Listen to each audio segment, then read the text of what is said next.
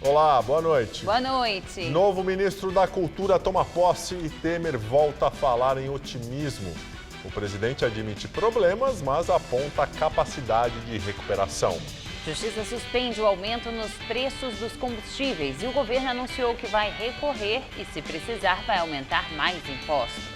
Ministério Público Federal aprova aumento de 16% para todos os procuradores. MST invade fazendas do presidente Temer e do ministro da Agricultura, Blairo Maggi. O protesto também atinge áreas de Ricardo Teixeira e de Coronel, amigo de Temer. Polícia Federal desmantela a rede de pedofilia.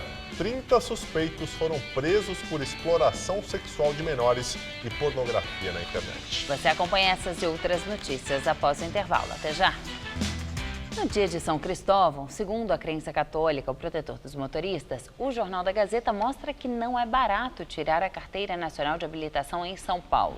O processo para tirar o documento custa mais de R$1.000 e demora cerca de 3 meses. Ligue o motor.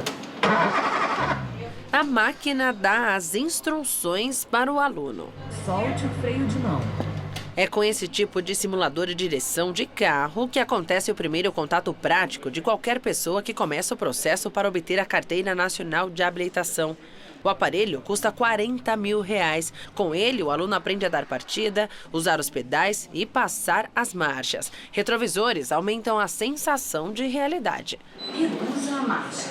O Guilherme, de 18 anos, começou hoje. Na tela, fez ultrapassagem em local proibido, não deu seta e terminou batendo o carro. Porque se você pegar o carro direto, eu acho que dá umas travadas, vai morrer muito carro, não vale a pena para você mesmo.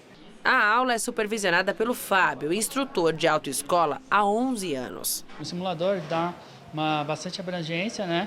Para eles irem para o carro já com conhecimento. Além dos exames médico e psicotécnico, o Detran exige que a pessoa seja aprovada nas 45 horas de curso teórico para dar início às 25 aulas práticas, 17 no carro e 8 no simulador. Outra exigência é que o aluno simule 4 situações noturnas. Nessa estrada, à noite, a Isaleia saiu da pista e foi parar no canteiro lateral. Eu me perdi totalmente, perdi o controle do carro na hora porque você tem que frear e ao mesmo tempo você tem que apertar, pisar na embreagem e acelerar, e eu me perdi. Nesta autoescola da Zona Oeste, o custo para tirar a CNH há 10 anos era de R$360. Hoje o investimento subiu para R$1.300. Para evitar fraudes, as simulações ficam conectadas diretamente com o site do Detran. Além de confirmar a impressão digital do aluno e do instrutor no computador e no simulador, uma câmera frontal acompanha toda a aula. A tecnologia dentro da autoescola consegue simular a situação tão comum vivida nas ruas. Mas antes de se tornar um motorista, o aluno precisa encarar a tão temida prova prática. E nessa hora, dá até para contar com uma ajudinha do céu. Especificamente de São Cristóvão, protetor dos viajantes e dos motoristas. No dia em homenagem ao santo católico, os padres da paróquia São Cristóvão, no centro da cidade, benzeram carros e motoristas que passaram por lá em busca de proteção no trânsito. A bênção valeu também para os motociclistas, até porque proteção nunca é demais, né, Diva? Santinho para me dar para meu irmão, meu filho, meu sobrinho, para deixar no carro. E a Carteira Nacional de Habilitação Eletrônica foi aprovada hoje pelo CONTRAN, o Conselho Nacional de Trânsito. Segundo o Ministério das Cidades, a CNH-E será uma nova versão do documento, mas com o mesmo valor jurídico da Carteira de Habilitação impressa e estará disponível a partir de fevereiro do ano que vem.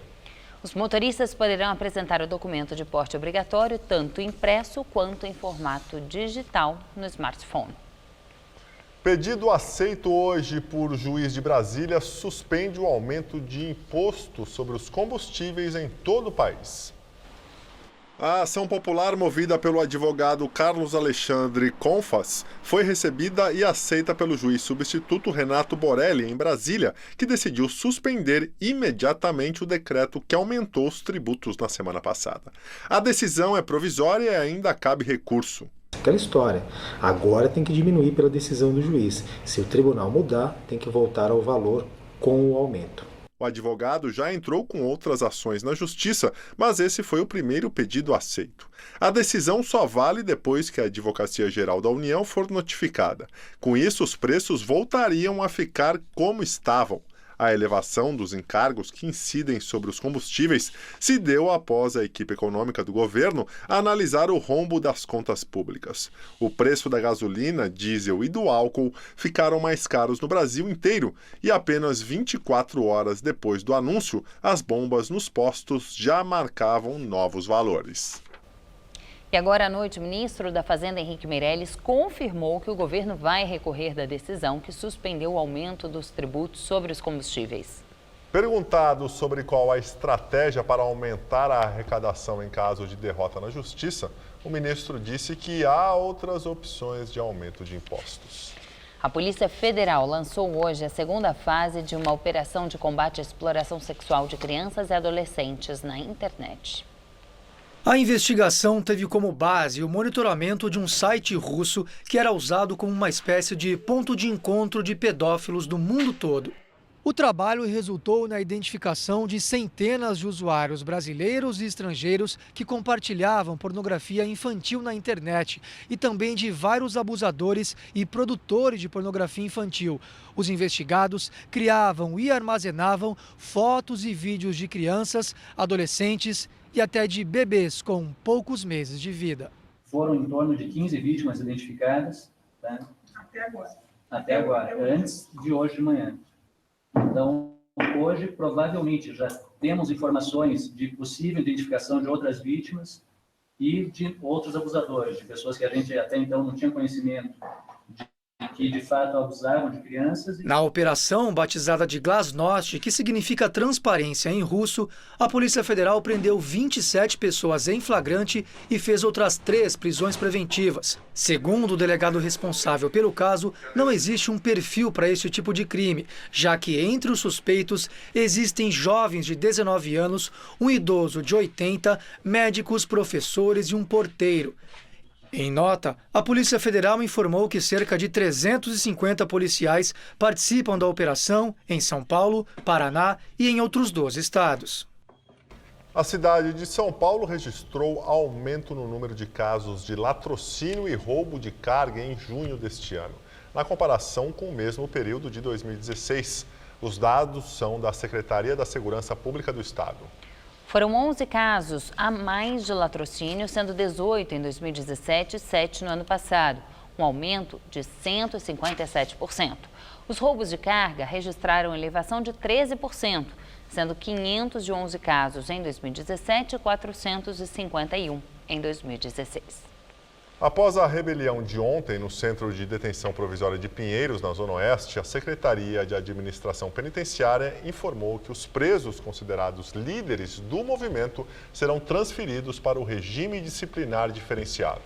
Hoje, familiares dos presos chegaram a fechar uma das pistas da Marginal Pinheiros em protesto. Eles pedem informações sobre a situação dos detentos. A superlotação e a dificuldade para a entrada de drogas na unidade seriam os possíveis motivos da rebelião. Os familiares dos presos do Cadeião de Pinheiros passaram o dia em frente à unidade. Queriam notícias dos parentes um dia depois da rebelião. Eu queria saber se ele está bem, se está machucado, se está aqui, se foi de bonde, entendeu? Viaturas saíram do CDP levando presos. A Secretaria de Administração Penitenciária confirmou que eles foram transferidos, mas não revelou quantos detentos e nem para onde eles foram levados. A falta de informações causou revolta entre os familiares, que protestaram. Alguns chegaram a fechar a pista local da Marginal Pinheiros, sentido rodovia Castelo Branco.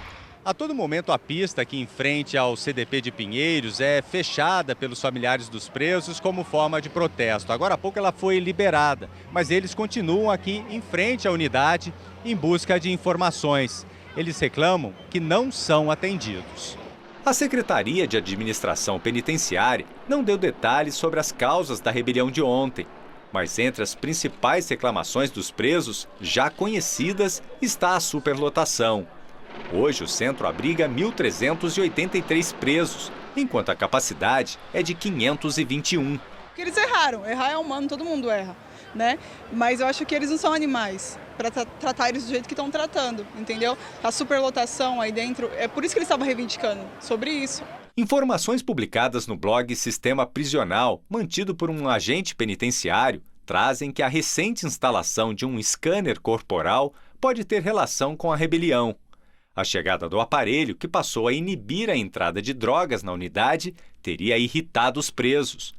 A Corregedoria Administrativa da SAP diz que abriu procedimento interno para apurar o caso. Quem precisa entrar na cadeia reclama do procedimento para a visita.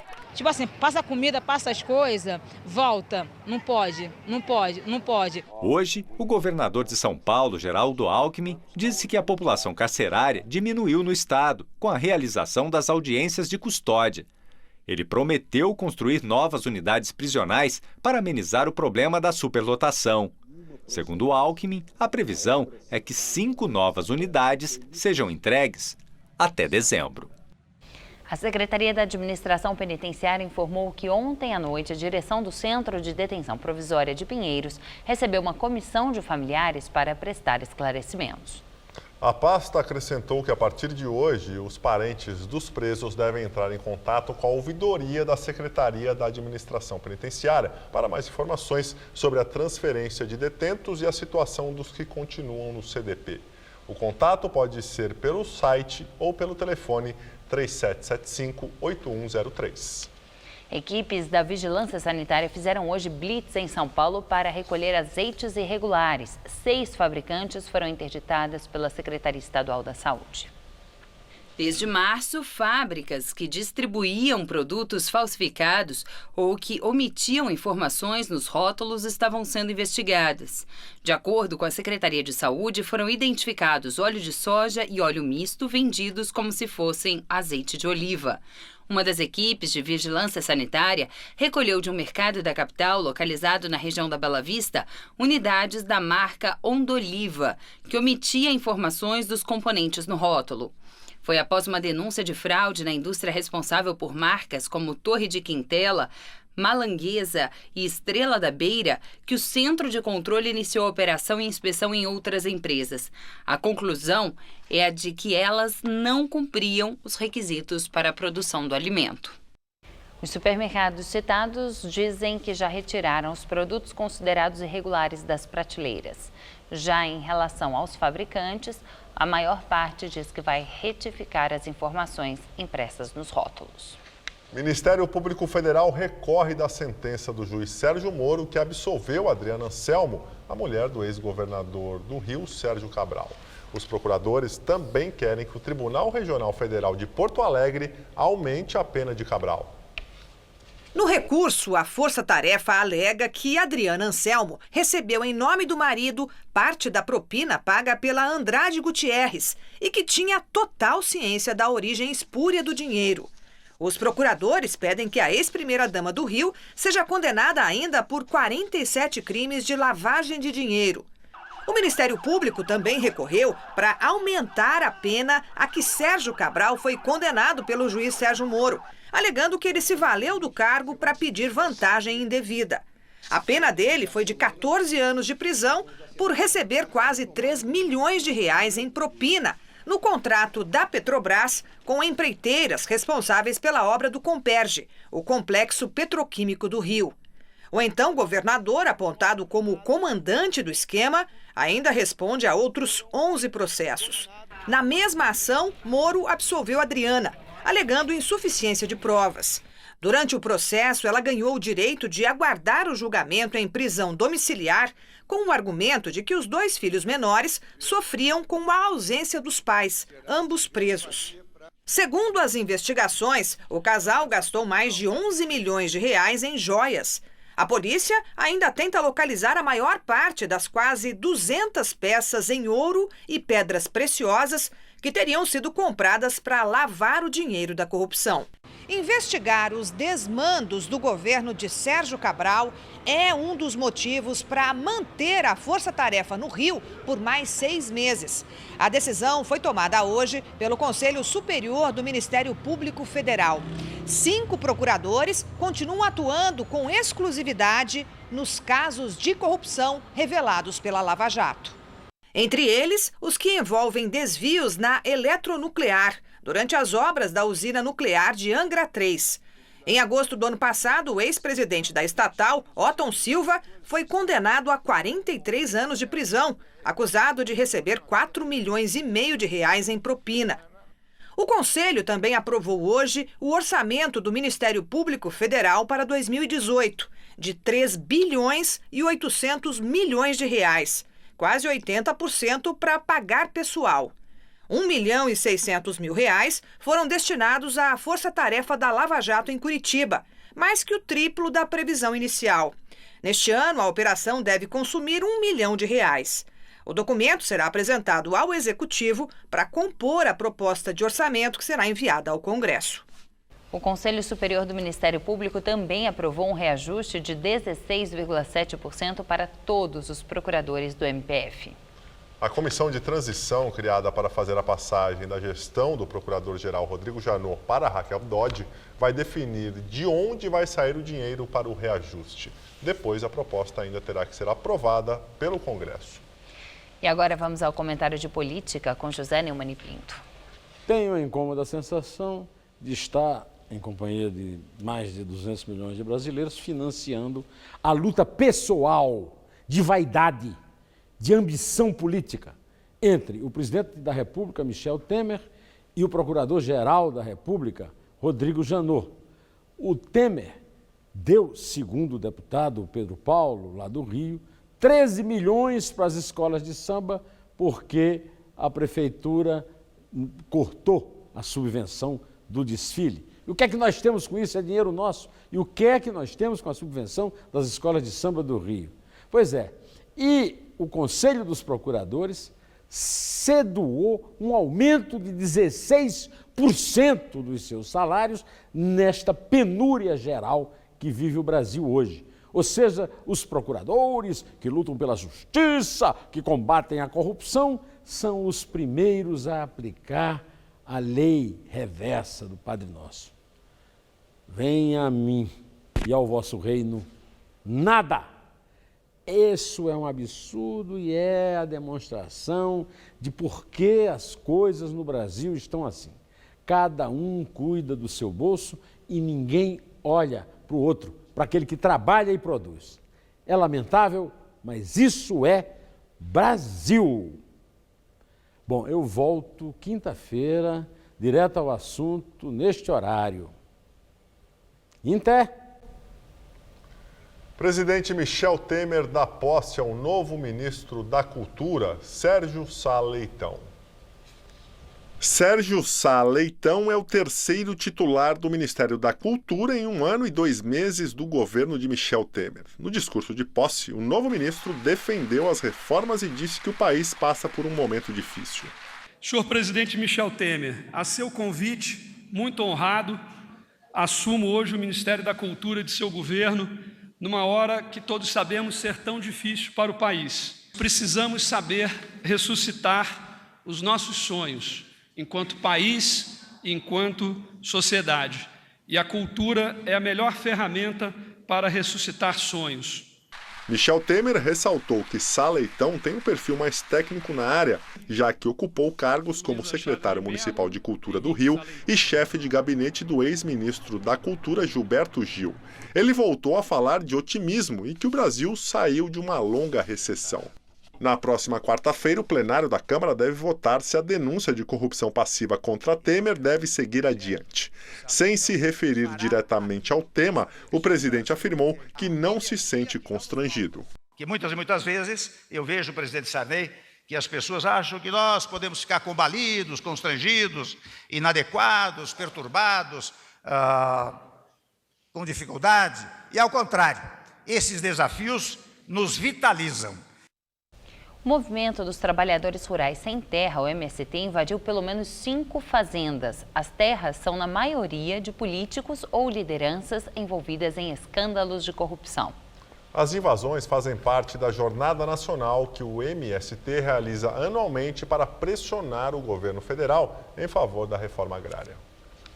As ações começaram durante a madrugada em pelo menos 5 estados brasileiros. Em São Paulo, o local escolhido foi a Fazenda Esmeralda, localizada na cidade de Lucianópolis. Um dos sócios da terra é o coronel aposentado da Polícia Militar João Batista Lima Filho, amigo pessoal de Michel Temer e apontado por delatores do frigorífico JBS Friboi como intermediário do presidente para o recebimento de R$1 milhão em propina.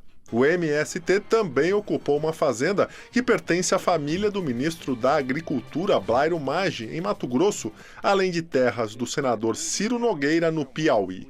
Ciro Nogueira é presidente nacional do Partido Progressista e alvo de inquérito no Supremo Tribunal Federal por recebimento de R$1.600.000 em propina da Odebrecht para irrigar campanhas eleitorais de lideranças da legenda. O Dia Nacional de Luta do MST reuniu mais de 10 mil pessoas em Aracaju, no Sergipe, que marcharam pelas ruas da cidade empunhando bandeiras com o lema da jornada deste ano, onde os sem terra pedem corruptos devolvam as nossas terras. Os manifestantes também invadiram a sede do INCRA na Bahia em protesto contra as reformas do governo Temer e a paralisação dos processos de reforma agrária no órgão federal que cuida das desapropriações de terra no país. No Rio de Janeiro, o alvo foi a propriedade registrada em nome do ex-presidente da CBF, Ricardo Teixeira. A fazenda fica em Piraí, no interior do estado. Justiça nega pedido da defesa do ex-presidente Lula para anular a determinação do juiz Sérgio Moro sobre o bloqueio de bens do petista. Lula teve bloqueados mais de R$600 mil em contas bancárias e cerca de R$9 milhões que estavam depositados em 2 planos de previdência privada. Lula foi condenado a 9 anos e 6 meses de prisão por corrupção passiva e lavagem de dinheiro no processo da Lava Jato envolvendo um triplex em Guarujá. O ex-presidente é acusado de receber o apartamento da construtora OAS como propina por contratos na Petrobras. O ex-presidente nega. O frigorífico JBS Friboi fechou hoje acordo com bancos para manter o crédito de cerca de R$20 bilhões por um ano. As linhas de créditos representam 93% do valor devido pela companhia no mercado e dá fôlego para a empresa continuar as atividades no setor frigorífico.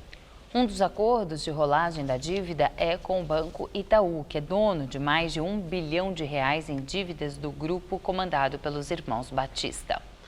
No segundo dia de viagem à China, o prefeito de São Paulo, João Dória, do PSDB, anunciou a doação de mais de 2.000 câmeras de monitoramento para o sistema de vigilância de São Paulo.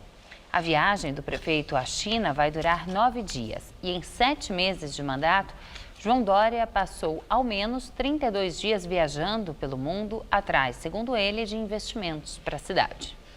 Nas redes sociais, o prefeito de São Paulo, João Dória, comemorou as doações de 2.000 câmeras de segurança e 2 drones de 2 empresas chinesas concorrentes.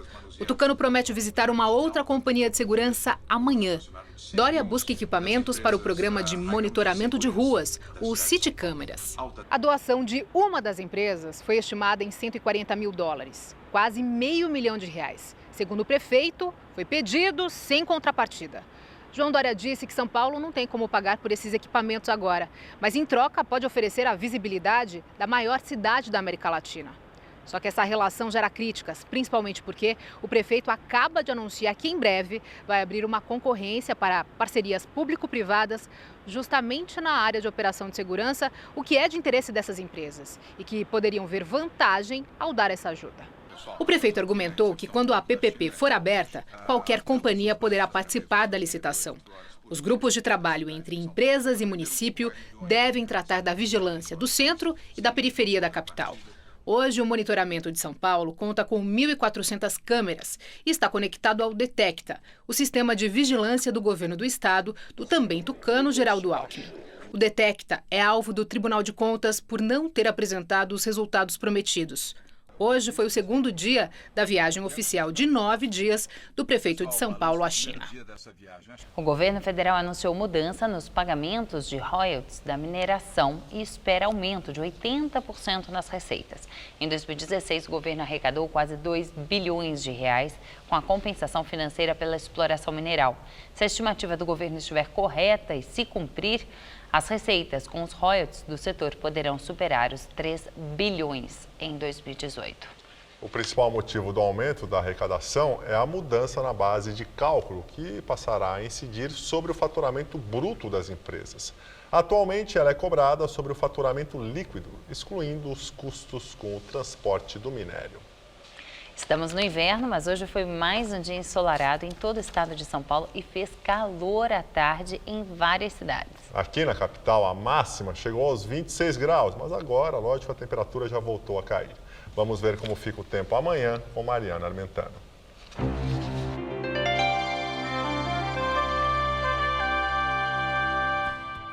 A massa de ar seco continua mantendo o tempo firme em todas as regiões paulistas. Aqui na capital, essa falta de chuva potencializa o acúmulo de poluentes. E olha, sem previsão de mudanças para os próximos dias. Nessa madrugada, teremos mínima de 10 graus e máxima tarde de 25, com sol entre nuvens em toda a Grande São Paulo. Aí na quinta-feira, a máxima cai para os 24 e na sexta teremos temperaturas entre 9 e 23 graus. Esfria um pouquinho, mas o tempo continua seco. Nós ficamos por aqui. A edição de hoje pode ser vista no site do Jornal da Gazeta. Muito obrigado pela companhia. Tenha uma excelente noite. A gente se vê amanhã. Amanhã, Ju. Até amanhã, Gabriel. Uma ótima noite para você. Fique agora com Rony Von no Todo Certo. Fique ligado em todas as novidades que movimentam o universo da bola no Gazeta Esportiva. De segunda a sexta, 6 da tarde. Assista agora. Todo seu.